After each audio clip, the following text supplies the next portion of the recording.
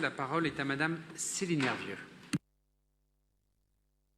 Monsieur le maire, mes chers collègues, c'est avec beaucoup d'inquiétude que je veux évoquer ici la situation extrêmement préoccupante de la Fondation œuvre de la Croix-Saint-Simon.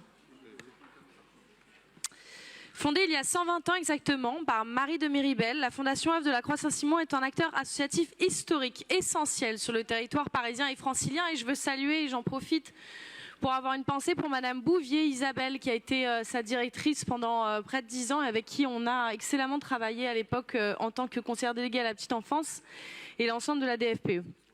Cette fondation, elle accompagne des milliers de familles, d'enfants, de personnes âgées, de patients et de personnes vulnérables. Et c'est peu dire que le rôle de cette fondation est majeur à Paris. Pas moins de 35 crèches accueillant près de 1500 enfants, 3 centres de PMI, 2 centres de santé, l'hôpital mère-enfant de l'Est parisien bien sûr, le centre de santé sexuelle dans le 11e, un centre d'accueil de jour pour personnes âgées souffrant de troubles neurodégénératifs, un service d'aide à domicile ou encore des structures de soutien à la parentalité et de protection de l'enfance. La liste n'est pas exhaustive.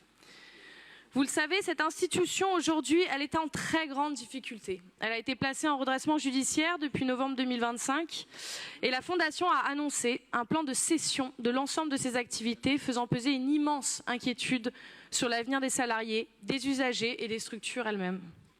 Derrière les chiffres, que je rappelle, donc 50 millions de passifs, plus d'1 million d'euros de pertes mensuelles, il y a évidemment une réalité humaine et sociale.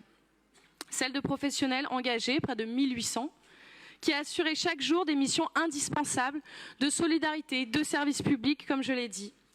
Celle de familles qui aujourd'hui, et je pense que nombre des élus qui siègent ici, certains les ont rencontrés, qui craignent pour l'accueil de leurs enfants à juste titre, ou pour les soins et l'accompagnement de leurs parents ou de leurs proches âgés ou fragiles. Et cette situation, elle révèle une crise plus large, et tout à l'heure on avait le débat sur notamment la question de la petite enfance, de son mode de financement, et Madame Bouc l'a très bien rappelé, les difficultés de financement, elles ne sont pas nouvelles. Et d'ailleurs, j'entendais des débats sur le groupe SOS, je veux bien l'entendre, mais crescendo, je pense à Madame Legrain notamment, qui est d'ailleurs la présidente de la FNAP, qui regroupe toutes les associations des crèches associatives, qui font un travail remarquable et qui sont complémentaires des crèches en régie.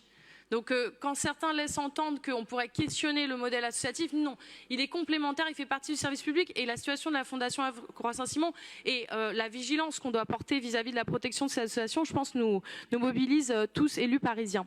Depuis plusieurs années, les associations alertent sur leur situation financière. Et en fait, elles font face à un véritable épée ciseau. Alors oui, il y a un désengagement de l'État et on l'a cessé de le dénoncer. La ville de Paris, en revanche, n'a cessé d'augmenter ses subventions. Et dans le secteur de la petite enfance, c'est presque 500 millions d'euros par an, la petite enfance, le budget au global pour la ville de Paris. Et les financements pour la Fondation œuvre de la Croix-Saint-Simon, je crois que c'est 16 millions d'euros par an. Donc le soutien financier de la ville, il a été là, il a été sans accroc et il a toujours été extrêmement présent. En revanche, il y a un désengagement de l'État. Et l'effet ciseau dont je parlais, donc c'est évidemment la hausse des coûts de fonctionnement, l'inflation, les difficultés de recrutement, l'augmentation des charges salariales, sans que les financements publics et les dotations derrière ne suivent pour ce qui concerne évidemment l'État. Alors que la caisse nationale familiale est une caisse qui, je rappelle, est excédentaire. Donc l'argent serait disponible si on le mettait là où il fallait. Ces associations, elles assurent des missions d'intérêt général. Elles se retrouvent fragilisées alors que les besoins augmentent. Je pense par exemple au Ségur qui n'a pas été compensé par exemple. Donc les salaires qui augmentaient sans compensation, in fine, ça ne peut pas fonctionner. Donc la ville de Paris est pleinement mobilisée dans la recherche de solutions.